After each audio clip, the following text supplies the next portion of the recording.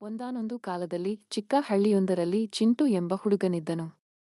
ಅವನು ತುಂಬಾ ಚುರುಕಾಗಿದ್ದನು, ಆದರೆ ತುಂಬಾ ಸೋಮಾರಿಯಾಗಿದ್ದನು.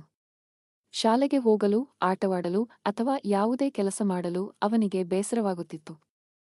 ನಾನು ನಾಳೆ ಮಾಡುತ್ತೇನೆ ಎಂದು ಹೇಳುವುದೇ ಅವನ ದಿನಚರಿಯಾಗಿತ್ತು. ಒಂದು ದಿನ ಶಾಲೆಯಲ್ಲಿ ಸ್ವಾಮಿ ವಿವೇಕಾನಂದರ ಬಗ್ಗೆ ಪಾಠ ನಡೆಯಿತು. ಶಿಕ್ಷಕರು ಅವರ ಪ್ರಸಿದ್ಧ ನುಡಿಗಟ್ಟು ಏಳಿ ಎದ್ದೇಳಿ, ಗುರಿ ಮುಟ್ಟುವ ತನಕ ನಿಲ್ಲದಿರಿ ಎಂದು ಹೇಳಿದರು. ಚಿಂಟು ಆ ಮಾತನ್ನು ಕೇಳಿ ಆಶ್ಚರ್ಯಚಕಿತನಾದನು.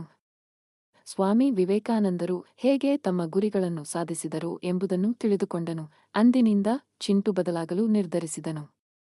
ಅವನು ಪ್ರತಿದಿನ ಬೆಳಿಗ್ಗೆ ಬೇಗನೆ ಎದ್ದು ಓದಲು ಮತ್ತು ಆಟವಾಡಲು ಪ್ರಾರಂಭಿಸಿದನು. ತನ್ನ ಮನೆಗೆಲಸಗಳನ್ನು ಸಮಯಕ್ಕೆ ಸರಿಯಾಗಿ ಮುಗಿಸಿದನು.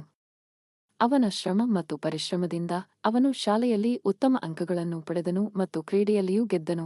ಚಿಂಟುವಿನ ಬದಲಾವಣೆಯನ್ನು ನೋಡಿ ಅವನ ಸ್ನೇಹಿತರು ಮತ್ತು ಕುಟುಂಬದವರು ತುಂಬಾ ಸಂತೋಷಪಟ್ಟರು.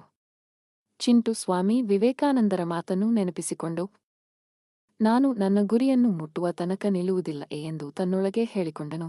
ಈ ಕಥೆಯ ನೀತಿ: ಶ್ರಮ ಮತ್ತು ಪರಿಶ್ರಮದಿಂದ ನಾವು ಯಾವುದೇ ಗುರಿಯನ್ನು ಸಾಧಿಸಬಹುದು. ಸ್ವಾಮಿ ವಿವೇಕಾನಂದರಂತಹ ಮಹಾನ್ ವ್ಯಕ್ತಿಗಳ ಮಾತುಗಳು ನಮಗೆ ಸ್ಫೂರ್ತಿ ನೀಡುತ್ತವೆ.